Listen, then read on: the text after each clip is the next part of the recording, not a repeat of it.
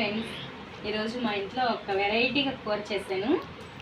మునక్కాయ చూడండి ఎలా ఉందో. ఒక్కొక్క మునక్కాయ కోడిగుడ్డు దీంట్లో ఇలాగే వేసానండి. అంటే గుడ్డు ఉడకబెట్టేసి అలా చేయలేదు.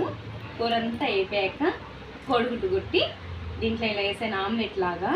సో ఆమ్లెట్ లాగా తింటే స్ట్రెంత్ బాగుంటుంది కదా, అందుకని ఆమ్లెట్ లాగా వేసాను. వైట్ రైస్ చేశాను. మేము ఉండేది ముగ్గురమే కాబట్టి మా ముగ్గురికి సరిపడా రైస్ కర్రీ చేశాను. ఫ్రెండ్స్, ఇంకో మాట చెప్పేదా, నాకు ఈరోజు ఒక బాధాకరమైన విషయం ఏంటంటే, అందరూ నన్ను అవసరానికి వాడుకుంటారు. ఎవరైనా ఏమైనా పని చెప్తే చెయ్యి అని అనిపిస్తుంది, చేయించుకుంటారు. కానీ నాతో మాట్లాడడానికి, నా కూడా తిరగడానికి, నాతో కూర్చొని నా స్పెండ్ చేయడానికి అవమానంగా ఫీల్ అవుతారు. అలాంటప్పుడు బాధేస్తుంది కదా.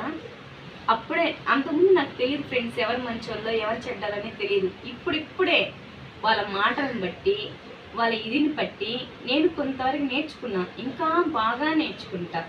వాళ్ళే నా టీచర్స్ అనుకుంటా, వాళ్ళే నా గురువులు అనుకుంటా. కాబట్టి వాళ్ళని చూసి నేను ఒక్కొక్క మెట్టు ఎదగాలనుకుంటున్నా.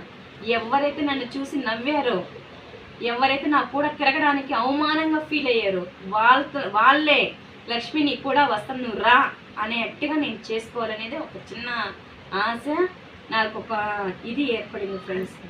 ఒక ఆశ కాదు, ఒక జయం అనుకుంటున్నాను. దాంట్లో గెలిచి చూడాలి. దేవుడే నాకు ఉన్నాడు అనుకున్నా. అమ్మా నాన్నని, అన్నదమ్ముల్ని, అక్క చెల్లిని అందరినీ వదిలేసి ఒంటరిగా ఈ ఊర్లో బతుకుతున్నా. ఇలాంటి వాళ్ళ కోసం నేను భయపడి వెళ్ళిపోతాను అనుకుంటున్నారా? వెళ్ళను. వాళ్ళ ముందర బతికి నిలబడి చూసి నా కూడా తిరగడానికి వాళ్ళే పిలిచేట్టుగా నేను చేసుకోవాలని ఒక చిన్న ఆశ ఫ్రెండ్స్. Okay, bye.